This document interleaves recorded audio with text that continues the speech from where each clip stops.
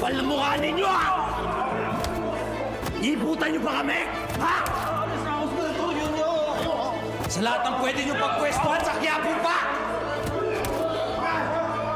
Boys! Boys! Si Ma'am!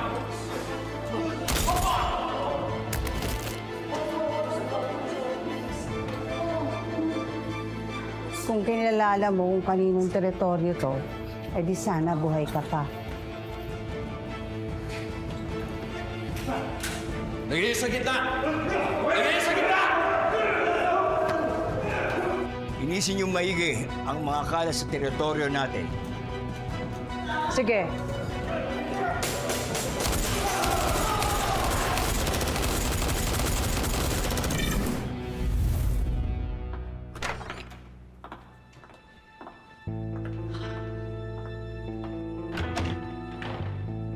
Kinampihan mo talaga ang Tito Ramon mo, no? I'm just playing a part. Tulad ng sinabi mo. Plus, binigyan niya ako ng magandang trabaho this time. Mahirap banggain ang grupo ni Amanda. Hindi sila basta-basta. Pero pwedeng ito na yung opportunity hinihintay natin. Pwede siyang pumalpak dito.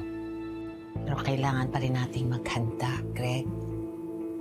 Kapag natalo si Ramon sa giyerang ito, kailangan hindi tayo madamay. I know. Kaya gumagawa na ako ng contingency plan just in case. Good. Magsisimula na ang pagbagsak ni Ramon.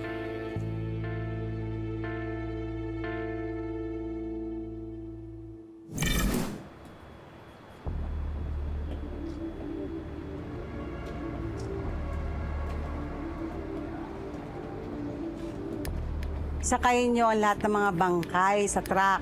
Saka na natin sila didispatchahin. Okay, ma'am. Paano yung drugs? Sa atin na rin yun. Inspeksyonin nyo ang lahat ng laman ng kahon.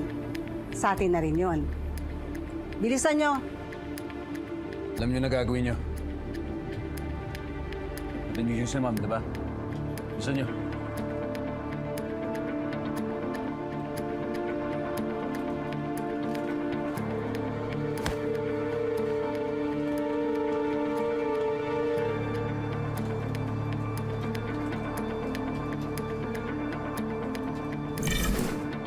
Init na masyado rito sa Quiapo. Ang hirap ng mga arnab. Oo nga eh. Pero, teka. May nakapagtimbre sa akin. Sabi, malaki-laki ang kikitain natin dito. Eh anong racket naman yan? Mga hijack tayo ng mga truck. Truck ng mga kargamento. Mapapasa atin ang kargamento, pati yung truck sa atin pa. Eh di, tiba-tiba tayo, Supremo, di ba? Magandang idea, Lucio. Ayos, tamang-tama. Maya-maya lang, dadaan na yung mga truck. Tirahin natin. Kailangan natin pagandaan yan. Hindi pwedeng harangin doon. Maraming tao. Kailangan natin maalis ang truck. Yung papunta sa madaling matambangan. Eh, anong gagawin natin? Kasi yun nga, yung industriya, puno yun eh. Magtatayo tayo ng peking checkpoint. Lalagay tayo ng mga tao na peking pulis. Sila ang magliliis papunta sa atin ng truck. Galing ng question, Supremo. At ako na ang bahala doon sa isusuot ng mga pulis. Tawagin si Gringo. Sabihin mo sa kanya, sila nang bahala sa checkpoint. Kami nang bahala sa truck. Opo, Supremo. Okay.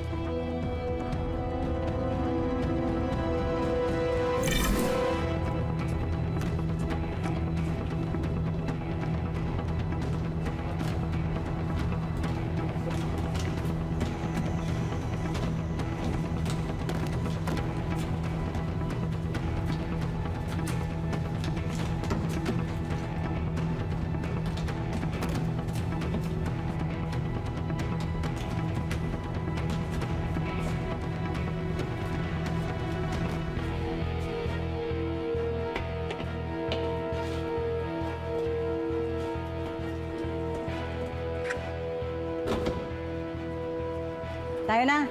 Kailangan ng dispatchahin ng truck. Kopya, ma'am.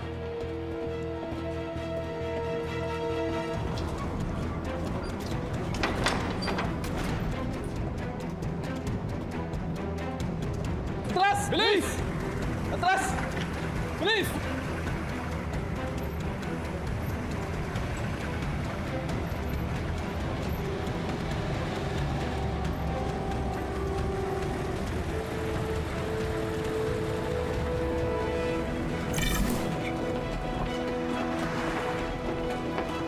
Lagay nyo dito. Lagay nyo dyan.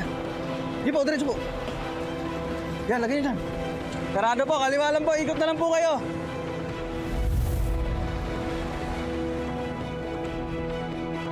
Diyan nyo! Diyan nyo! Diyan nyo! Balik nyo! Balik nyo! Ma'am, pinalusot yung truck. Sir, pasensya na po kayo ha. Sarado po dito. Dito lang po tayo pwedeng dumaan. Ikutan nyo, bilis. Kaliwa ka dyan.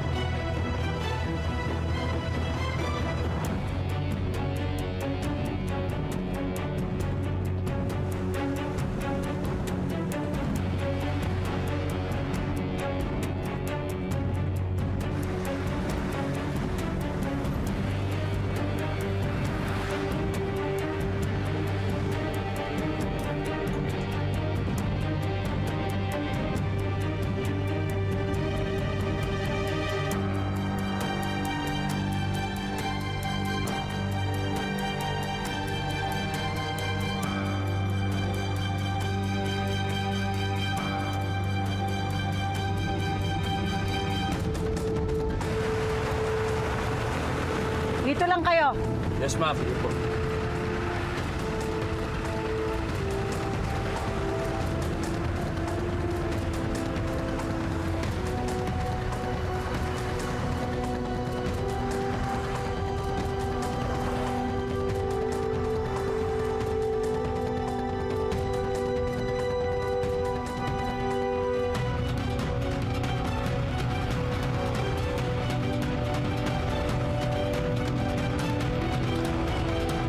Nararamdaman kong paparating na.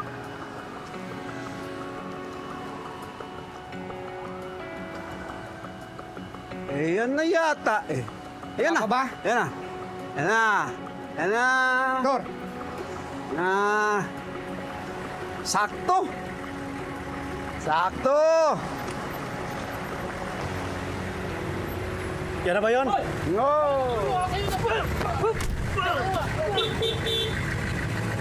Baba! Baba na kayo, sir! Baba! Baba! Baba! Baba! Baba!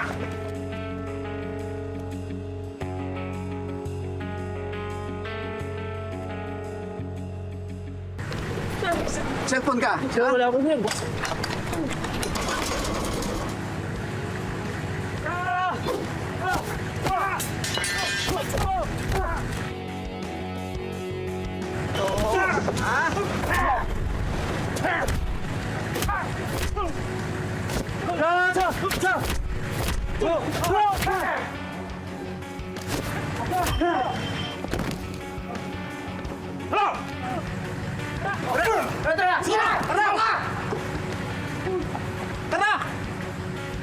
Tara! Premo! Tayo na!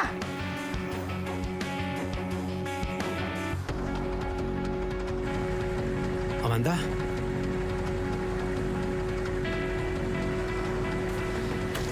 Mauna na kayo! Saan ka punta? Sige, susunod ako!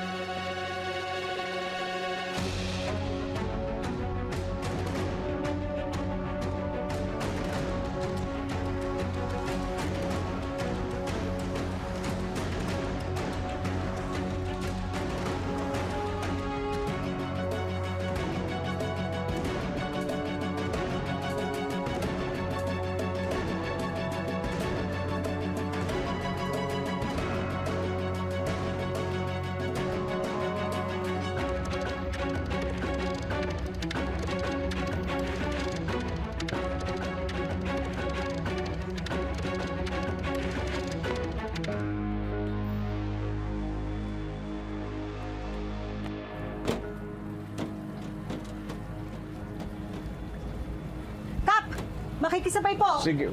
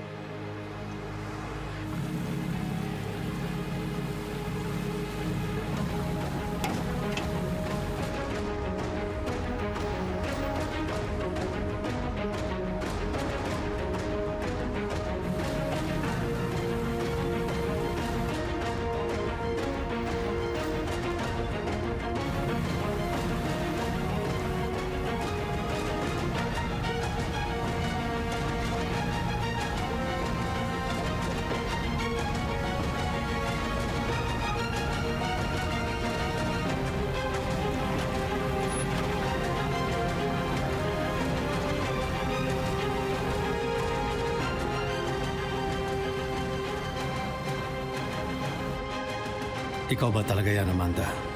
O namamalikmata lang ako? Kailangan ko malaman kung ano na nangyari sa'yo.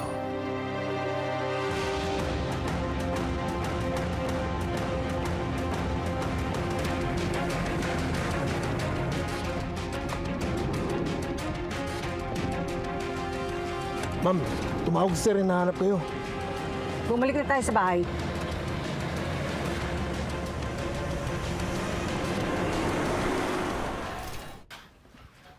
Hayop talaga ng JP na yun. Kaya pala pumayag na maging escort ko kasi may pinaplanong hindi maganda sa akin. Eh, sinabi ko naman sa'yo, di ba? Nung dibuho pa lang, may pagtatangka na sa'yo yun eh. Iplano ko lang naman mag-sorry sa kanya dahil sa ginawa niyo sa kanya dun sa debut ko. Tapos lalayuan ko na dapat siya. Pero, piruin mo. Plano pala akong rapin sa mismong eskwelahan pa namin. Loko-loko. Kaya mo na. Ang importante, nakaganti ka na.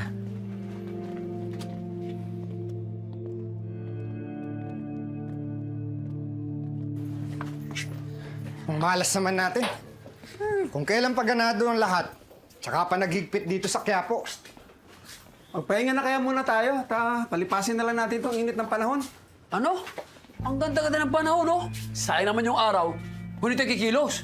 Tama si Turco. Kung tutunga nga lang tayo sa maghapon, walang mangyayari sa atin. Eh, anong plano mo, Supremo? Ang lahat naman ng ito ay ginagawa natin sa paghahanda labang kay Augustus. Pero baliwala lahat ng ito kung hindi natin alam kung nasaan sila. Para lang tayong sumusugod sa madilim na hindi natin alam na bangin na pala pupuntahan natin. May alam na ba kayong balita tungkol sa kanila? Ngayon wala, Supremo. Ang alam lang natin na lumalaki yung grupo nila at puro sila kargado. Maliban doon, wala pa tayong bagong nasasagap na balita. Ben, Turco, mangalap nga kayo ng balita tungkol kina Amanda. Alamin ninyo kung anong mga negosyo nila at operasyon. Masusunod, Supremo. Oh, Batman, mga bagito, tara! Tara. Ingat ah.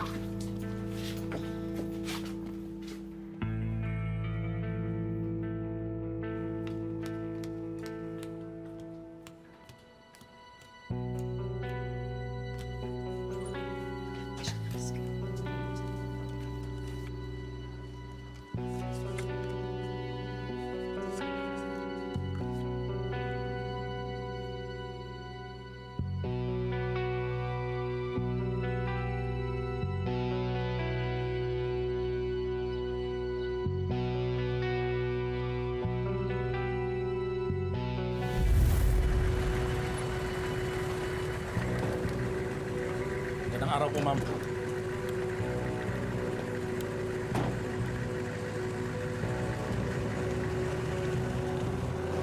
Ma'am Amanda, magandang umaga po. Andyan ba ang amo mo, Mulong? Andiyan po sa loob, hinihintay kayo.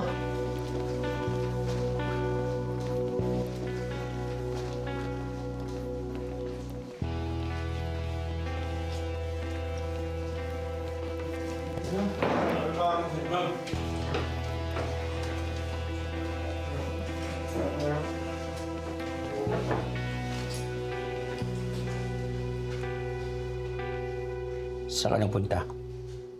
Hindi ba niligpit namin yung nagtayo ng bagong drug lab sa teritoryo natin? Ganun katagal. May may inasikaso pa akong iba, Augustus. Tinignan ko rin yung bangko na pinaplano nating trabahuhin. Sinilip ko ang security nila.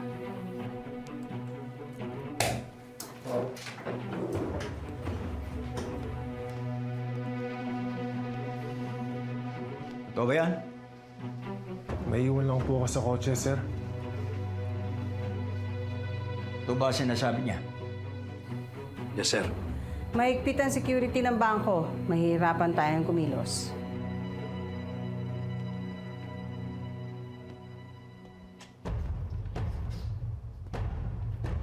Sa susunod na lalakad ka, magpapaalam ka muna.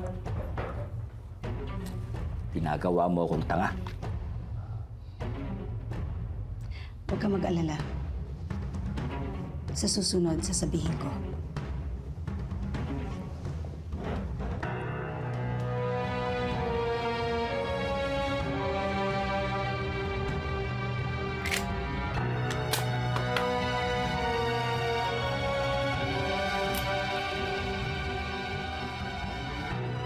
Sisiguraduhin ko handa na ako sa laban natin, Amanda. At sa oras na magkaharap tayo, titiyakin kong pagsisisihan mo ang ginawa mo sa akin.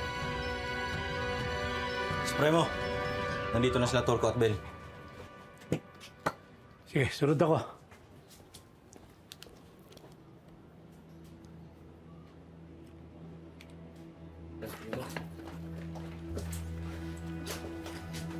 Oh. Basta lakad nyo. Ayun, Supremo, hindi magandang balita. Hawak na pala ni Augustus na buong Quiapo pagdating sa droga. Droga? Pati yun, pinasukan na nila. Hindi lang yan, Supremo.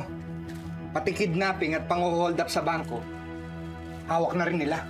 Aba, mukhang big time na pala talaga itong mga dati nating mga kaibigan. Napakadelikado na nila. Kung ganyan ang sitwasyon, hindi tayo pwede sumabay sa kanila. Anong plano ninyo, Supremo? Kung talagang matibay ang pader ni Augustus, pundasyon ang pupuntirin natin. Uunahin natin ang mga negosyo nila dito sa Quiapo. Gusto ko yung diskarte ninyo, Supremo. Ang utak nyo talaga. Kung hindi natin sila kaya atkitin, hindi dito natin sila sa ibaba haharapin. Pasok. Ganito gagawin natin. Ituloy nyo lang ang paghahanap ng impormasyon sa kanila. Alamin ninyo kung saan ang base ng operasyon nila. Doon tayo susugod. Sige, Supremo. Kami nang bahala dyan.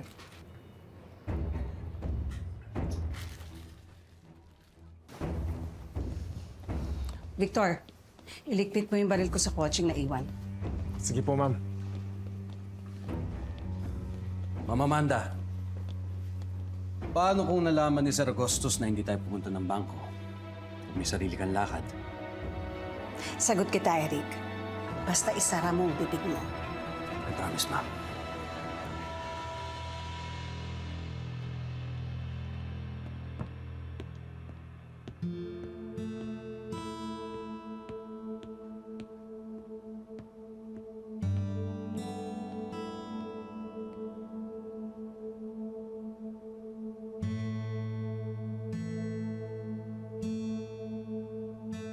Totoo ngang laya ka na, Primo.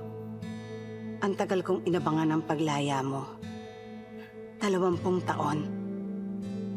Wala pa rin nagbago sa'yo. Sana lang ay hindi malaman ni Augustus na nakabalik ka na. Okay. Sige, thank you.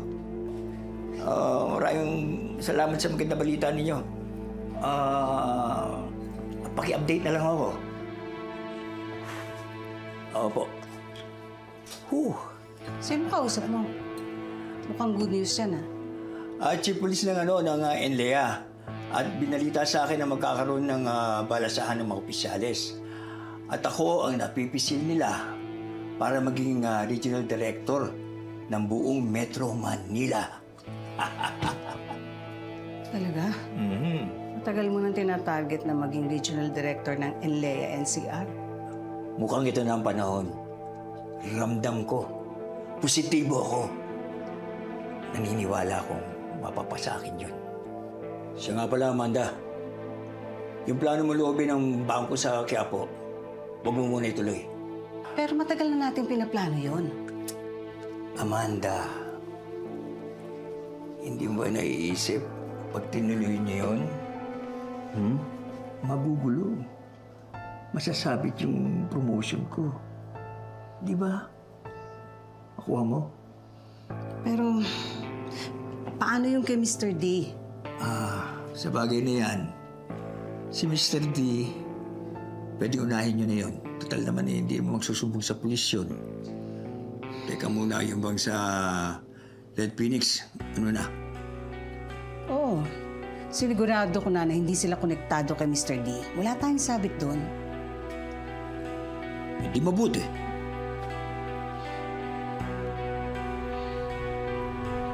Bokang, paano ngayon yan? Ano plano mo? Papasok ka pa ba doon sa eskwelahan mo? Hindi ko nga alam kung makakabalik pa ako sa eskwelahan namin eh. Mga tarantado kasi kayo. Laki ng gulo na ginawa nyo. Ano, binugbog nyo na naman yung mga kaklase ko. Eh siguradong, kakasuhan na ako, idedemanda na ako ng mga magulang nun. Uy, mukhang mabuti nga dumating kami. Kung di dumating si Tanggol, baka wasak na yung puri mo. Hoy, kayang-kaya ko ipagtanggol yung sarili ko, no? Ang tingin mo sa akin. Kayang-kaya. Kaya pala, nung nakita kita dyan, nag-iiyak at nagkisigaw. Nakagapos pa yung dalawang kamay mo. Eh. Oo na. Salamat dumating ka. Eh, siguro, kung di ka dumating, kung ano nangyari sa akin. Eh, kasi naman kaya ko dapat, pero ang dami nila, no? Salamat. Alam mo naman, Bokang eh. Hindi ko hayaan na may mangyaring masama sa'yo. Mga bata pa lang tayo. Handa kita ipagtanggol kahit kanino. Ngayon pa, nagdalaga ka na. Pwede ka na. Tapos uunahan ako ng iba? Uy, hindi pwede yun. Loko-loko ka? Yung pala yung nasa isip mo? Oh, ang linis kaya ng intention ko sa'yo. Wah! May intensyon! Bakit? Siyempre. Ikaw ang magiging ina ng mga anak ko. Ay! Teka, sandali! Saan nanggaling yun? Ay, umaamin. May gusto ko sa akin. Hoy, Bokang. Wah! Wala akong gusto sa'yo. Ulo! Pag nanasa meron.